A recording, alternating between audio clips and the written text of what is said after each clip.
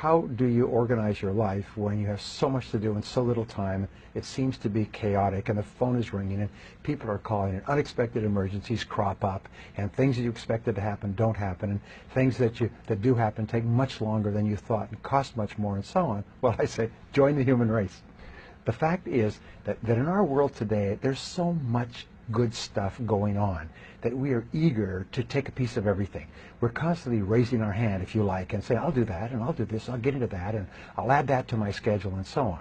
So as I mentioned earlier, the starting point of getting your life under control is to sit down and think about two things. Who you really are, which means what are your natural talents and abilities, what do you enjoy, what do you like doing. If you could wave a magic wand, if you're financially independent, what would you want to do with your life based on your own talents and abilities? Another question we ask is, if you could work at any job or in any industry or in any position or in any part of the country, what would they be? And think them through. At Stanford University, they teach an exercise in the creative thinking part of the business faculty. It's called the 2010 exercise. And that's, imagine that you have $20 million cash in the bank, just for fun, an inheritance, you won a lottery. But simultaneously, you have an incurable illness and you only have 10 years left to live. If you had $20 million in the bank and 10 years left to live, what choices and decisions would you make for your life? And that begins to clarify things.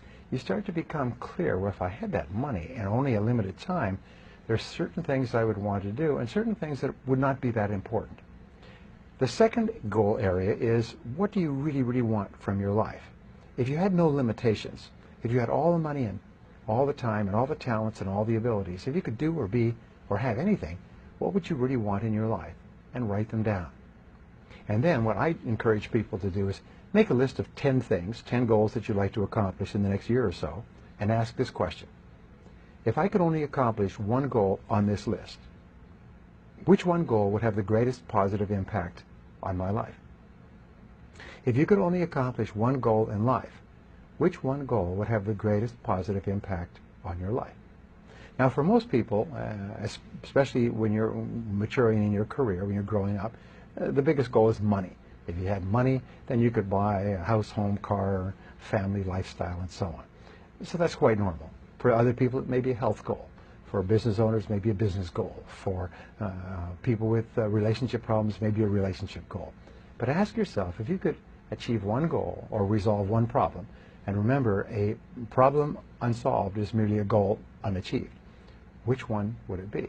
And write that down and make that the major definite purpose of your life. Make it the central organizing principle of your life. Now, Wolfgang von Goethe had a wonderful observation about life.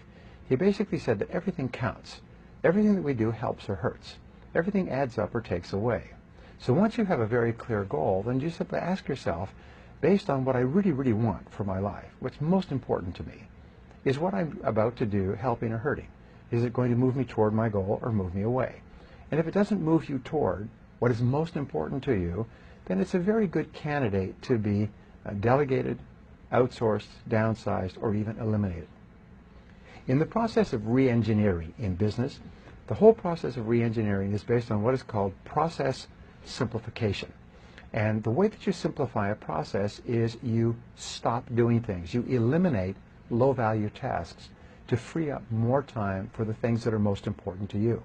You keep going through your life and saying, what are the things that I could get rid of, that I could stop doing altogether, that I could delegate to someone else, or that I could combine and do all together?